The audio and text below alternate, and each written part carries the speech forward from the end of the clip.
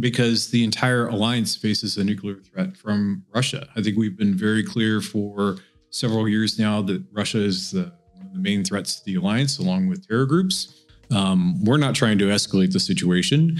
I think we do need to just keep watch of what they're doing, take note of it, but don't allow them to intimidate us. If anything, sometimes people are wondering if France is trying to, pull us in a different direction. And I don't actually think that. I mean,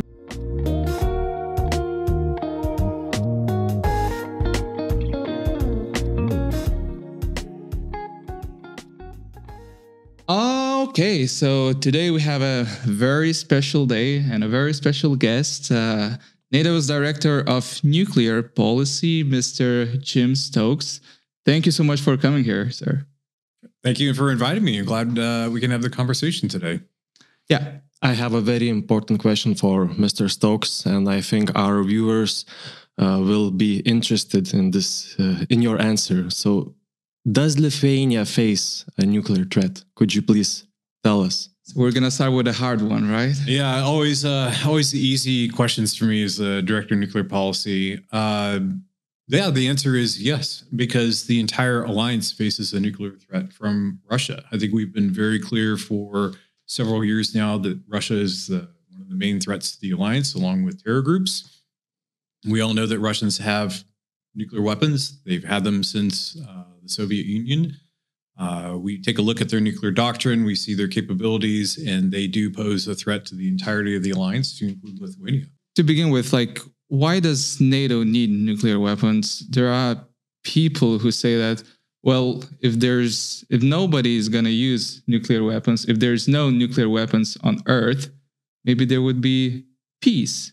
So why does NATO need nuclear weapons? Well, there's a couple ways to respond to that. I mean, first, and going back to your first question, we believe that we need to have nuclear forces within the alliance because it provides for our security. So we think about the nuclear weapons that are provided by the different allied nuclear powers. So again, NATO doesn't have nuclear weapons per se, but the United States, the United Kingdom, and France do. But we need to have nuclear weapons and their associated capabilities because it provides for deterrence. When we think about deterrence, what we're trying to do is to convince a potential adversary to not attack us with its nuclear weapons or other capabilities. So in NATO, we say publicly that the purpose of our nuclear capabilities is to prevent any sort of coercion against the alliance, to preserve peace, the absence of war, and also to deter aggression. So we don't want anyone to attack us with their capabilities and specifically with their nuclear weapons. So the best way to do that is we need to maintain our own nuclear weapons capabilities, our own nuclear deterrent. We need to have militarily effective capabilities. We have to have the political will or the resolve to use them, and we need to talk about them. We need to be able to communicate to a potential adversary. We have the capabilities and the will. The alliance has been very clear that as long as nuclear weapons exist, we will remain a nuclear alliance because it's in the best interest of our security. There are some people who advocate that we don't need to have nuclear weapons anymore. We should get rid of them all on the planet. How to respond to? Well, I think in general, we agree with that. That's an ideal goal to have a world that is free of nuclear weapons. And there have been commitments by a number of nations to that regard. But in this security environment, that's just not possible. We have other nations that have adversarial interests who pose a threat or a challenge to the alliance. They maintain nuclear weapons. Those nuclear weapons are incorporated in their overall political military strategies. They look at them from deterrence purposes, but they could also use them very coercively against the alliance. And so when we're faced with those threats, we're not in an environment right now where we should be disarming. We're not in an environment where we can engage in arms control. We would like to do that, but we don't have willing partners. You've seen what the Russians are doing with a number of different arms control agreements. And so it's not a good situation for us to be in right now to look at disarming when there are other nations that are modernizing their capabilities and also expanding the number of nuclear weapons. Look at China. China is potentially on track to triple the number of nuclear weapons it has within a decade. And so we have to look at, I think, a balance between what we need for deterrence and defense, what we could potentially pursue through arms control, disarmament, and nonproliferation. But we have to do that in the context of the security environment. And right now, the best thing that we need to do to provide for our security is to enhance our overall deterrence and defense. Could NATO deploy nuclear weapons in Lithuania? Because recently our minister said that it is a possibility. Does NATO see this as a possibility? Well, we wouldn't get into the specifics of where our nuclear weapons are deployed. So we have a policy that we never confirm nor deny the presence of U.S. nuclear weapons in Europe at any particular location. The only thing that we're clear about is the U.S. does maintain its nuclear weapons here through a series of bilateral agreements with different nations that actually host U.S. nuclear weapons. And again, that goes back decades. The United States first brought its atomic weapons to Europe in 1954, and they've been maintained in different forms or fashion ever since then. So we won't get into the specifics about where they're currently located or where they could be located. What we have been clear and what we've said publicly is we will continue to look at ways we can strengthen our nuclear deterrence. We do that through looking at our policies and our plans and our posture, our capabilities, and again, really critically is the will to be able to use those capabilities. And that's really important. And this is actually a key role that Lithuania has among the other nations within the nuclear planning group. 31 sovereign nations need to come together to make decisions about all aspects of NATO's nuclear capabilities. These are all held at the political level. We have firm political control over all aspects of NATO nuclear deterrence. And of those 31 nations, because France does not participate in the nuclear planning group, if you think about that, the United States, the United Kingdom are nuclear powers. They have nuclear weapons. So I have 29 nations who are non-nuclear weapon states that are party to the Nuclear Non-Proliferation Treaty. And yet they're part of a nuclear alliance. We need to hear from them. We need to understand their perspectives, especially historical perspectives, their views on these issues, the current political views, and then bring those together to make consensus decisions within the alliance. It's what we call the political burden that comes from being part of a nuclear alliance, and it's absolutely critical. Yeah, so what is the role of those non-nuclear states? What is the role of Lithuania when it comes to the nuclear policy? Well, we have different ways that we share the nuclear burden. Obviously, the US and UK provide nuclear weapons. We have a number of nations that provide different types of aircraft, which we call dual capable aircraft. So they're conventional fighter aircraft that are also able to employ a US nuclear weapon with pilots that are trained and certified for that mission. And so that's kind of what we consider our nuclear forces. But then we have a number of other allies who provide conventional capabilities that we need to be able to support a nuclear mission. We exercise those within our annual flying exercise, Steadfast Noon, every year. So we have our dual capable aircraft and also conventional aircraft. And those aircraft can come from a variety of different nations that can contribute them. And then, over time, we're also evolving to consider other types of joint capabilities we could use to be able to strengthen nuclear deterrence. And there's other things we need. We need missile defense capabilities to protect our air bases. So we're always looking for ways that allies can contribute a variety of different capabilities. And there's other things they can do. They can host different events. Like every year we host a nuclear policy symposium in a different country. We need allies to share intelligence so that we have an agreed intelligence picture. We need allies to talk about nuclear deterrence. It's a really important part about making sure that our populations understand these issues and understand the decisions that we're making within the alliance.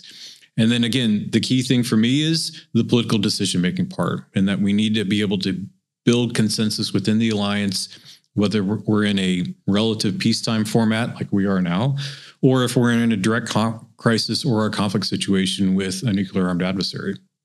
For us, for ordinary people, I think it's very difficult to understand how exactly nuclear, operations, nuclear exercises work like.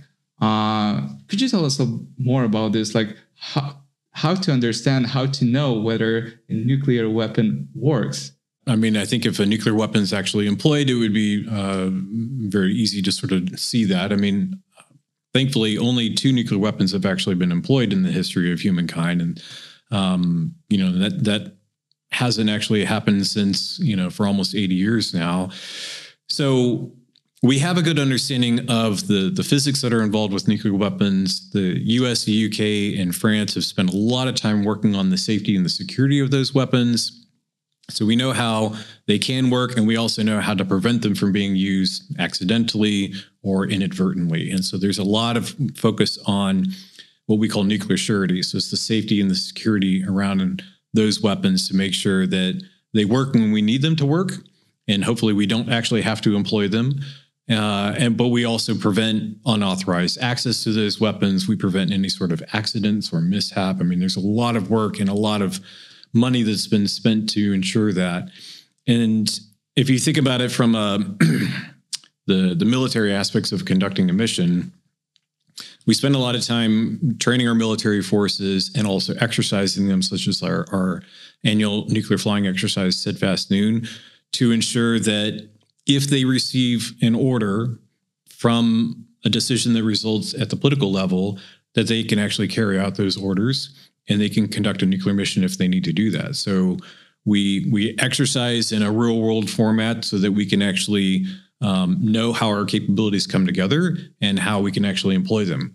And that's also beneficial from a deterrence standpoint, because any potential adversary can also see how effective we are in conducting our exercises, which are essentially a simulation for a real world operation. What is the true scale of modern nuclear weapons? Can you tell us more about that? It's super difficult for us to understand the scale of it, and also having in mind all the modern technologies. Current modern nuclear weapons different than they were half a century ago? Yeah, it's a good question, because on one hand, the technology for nuclear weapons it has evolved over time, and we have certainly made them more safe and secure.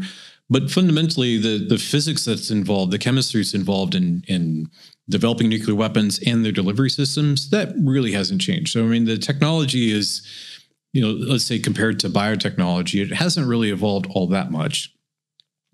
The design of the weapons has certainly changed over time. I mean, what we've seen from the different nuclear powers who have developed those capabilities, I mean, they've increased the yield of those weapons, the range of the delivery systems. And to this day, there are still thousands of nuclear weapons within the world that can be delivered by a variety of different systems, whether they're missile systems, gravity bombs, they can be employed from aircraft or submarines or surface ships. So a lot of different varieties of capabilities that also have a variety of different yields. So the magnitude of the effect if a weapon is employed.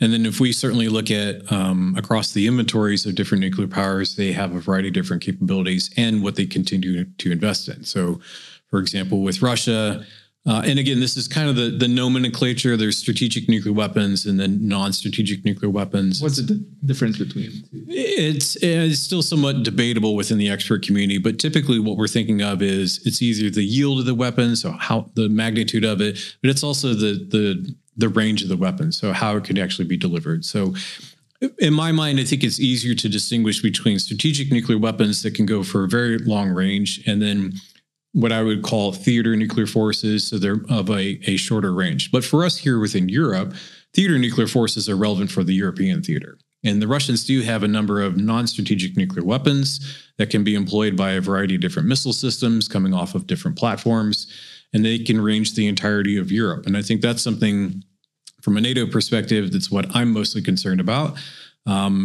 We have conventional missile threats coming from Russia. Those are dual capable missiles, so they could be armed with a conventional warhead or with a nuclear warhead, and we need to really focus on that. There's a variety of different conventional capabilities the Russians could use against the alliance that are also worrisome, but those are some of the things that I think we need to be concerned about. But back to your question about the technology that's involved, the technology for the nuclear weapons and the delivery systems themselves, it has evolved over time. But I think we're increasingly looking at emerging and disruptive technologies and to see how those could present potentially opportunities to strengthen nuclear deterrence or also potentially risks. So there's a lot of people who are looking at, for example, artificial intelligence and how that can be incorporated into military systems. And some people have also written a lot about, could artificial intelligence be incorporated into our nuclear command and control systems? There's a lot of evolution within the space domain right now. We use space systems to support nuclear deterrence. There's questions about cyber capabilities. And so internal to the alliance, we are continuing to take a look at emerging disruptive technologies for use in a lot of different domains or capabilities. And we take a look at them and how they could impact nuclear deterrence as well. So that in that area, the technology is evolving quite rapidly, and there's a lot of new things that are coming out, and we're reflecting on how that has implications for us. As you said, Russia, from time to time, they remind us that they have nuclear weapon. How does NATO react to such nuclear blackmail? How should NATO react to such reminders? Well, we do keep watch of what the Russians are saying. They do have a propensity to use nuclear rhetoric quite often, and they've been doing that in the context of their war against Ukraine. And I think they're doing it for a variety of purposes. One, this is mostly about communicating to NATO or to the West about they're trying to deter any sort of military intervention directly into the war in Ukraine. They've also been trying to deter the material support that a number of nations have provided to Ukraine for its defense. And I think part of this is also about Russia trying to avoid a direct conflict with NATO, because Russia sees that it would not be in its interest to get into a war with NATO. It's also not in our interest either, because that could be a very dangerous situation. And so I think both sides are trying to avoid that. When Russia uses some of its nuclear rhetoric and also some of the signaling that it's used, I think it's been doing that in a way and is trying to communicate to the West. So we take note of it. We watch what they're saying. We also take a look at, for example, when they updated their nuclear doctrine in October of last year, make sure we have a good understanding of this. So we pay attention to it. But to your question, I don't think that we're intimidated by it. I think we pay attention to it, make sure we have an understanding of it so that we have an understanding of how we need to factor that into our thinking. But we don't necessarily think that we need to respond to everything that they're doing or saying directly. We're not trying to escalate the situation. I think we do need to just keep watch of what they're doing, take note of it, but don't allow them to intimidate us. And I don't think it's actually working, to be honest. I mean, I think that they have communicated this quite a bit. We do take note of it, but I don't think it's actually intimidating our populations. I think we need to be resilient against those types of threats, but also understanding that, you know, there is a difference when they are communicating those things. And if it was a direct crisis between NATO and Russia, we would probably be listening to that very carefully, as I'm sure they are when they're listening to our communications and seeing that what we're doing with our capabilities as well. What are the signs? How could we predict whether the nuclear weapon can be used? Is it only like communications? What's being said by the highest officials? How does it work? What could be the signs of high potential of nuclear weapon use? Well, when we think about the components of deterrence at NATO and generally within the academic literature, we think about three things to have credible deterrence. So the capabilities, which we discuss, the political will to use them. So that's the decision-making process, and communications. So communications in support of deterrence can be done in a variety of different ways. You can have very public statements. Publishing nuclear doctrine is one way to do that. It could be speeches by a high-level official or some sort of a press statement. And then we can also do things very privately. So obviously, the governments talk with each other through private communication, through diplomacy. They can reinforce a message through different channels. So we have to think about who is the audience that we're communicating to. In some cases, we're going to want to say something publicly because it goes out to many different audiences. You know, if the Secretary General, or if it's the US President or the UK Prime Minister, or whoever it may be, the President of Lithuania, you say something publicly, who are you communicating to? Well, it could be to a domestic audience, you know, your own population. It could be across the alliance. It could be to the wider world, or it could also be very specifically to the leader of an adversarial nation. But when you say something publicly, everybody can hear it. If it's privately, though, it's going to be just that. And so I think there is an ability by different nations, and also here within NATO, you know, Secretary General or the chair of the military committee, they could have private communication as well.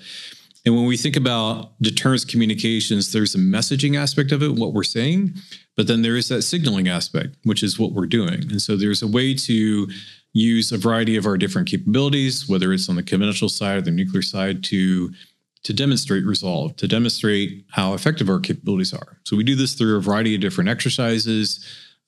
We do it when we're, you know, putting forces in different places, so our overall posture in a peacetime format, and knowing that in some cases, different nations or even the wider world can see that. And we may be talking about that publicly. So it's a combination of those things to maintain general deterrence.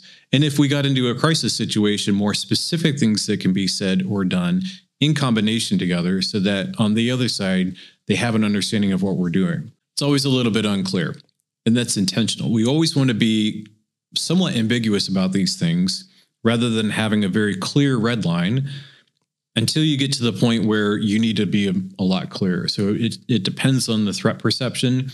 And at that point, you need to be a bit more clear in terms of your communication and some of the very specific moves you're doing from a signaling purpose. But in general, that's how we think about these things and how we're communicating to the wider world about what we're doing.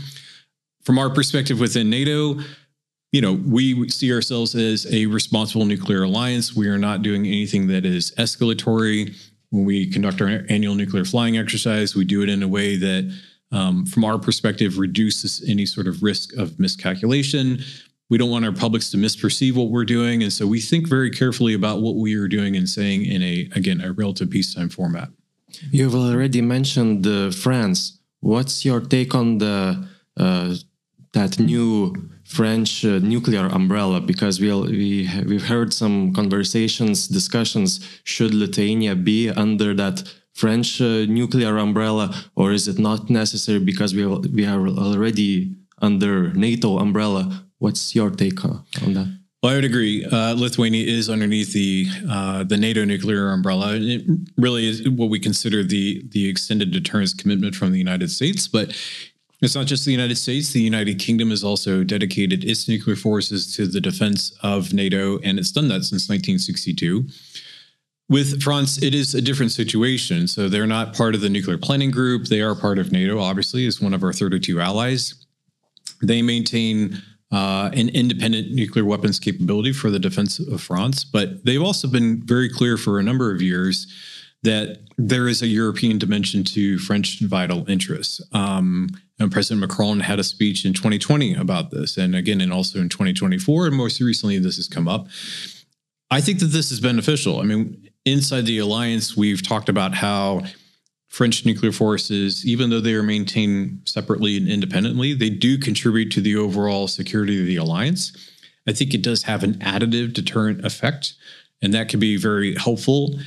From an adversary's perspective, they're not trying to just understand what NATO is doing. They also have to look at what the US and UK and France are doing separately as, independent nuclear powers. And because that's complicated, I think that raises the nuclear threshold. It raises the threshold at which, an adversary would potentially consider using its nuclear weapons because it's very complicated on our side. There's a lot of separate decision-making centers. So I think what President Macron is talking about now, I think is actually very beneficial in that we're looking at how do we have a dialogue across Europe and across NATO about how we strengthen deterrence. That's in all of our interests. And I think, if anything, sometimes people are wondering if France is trying to, pull us in a different direction. And I don't actually think that. I mean, we talk very closely with officials in Paris. And if anything, we're trying to find ways to come closer together.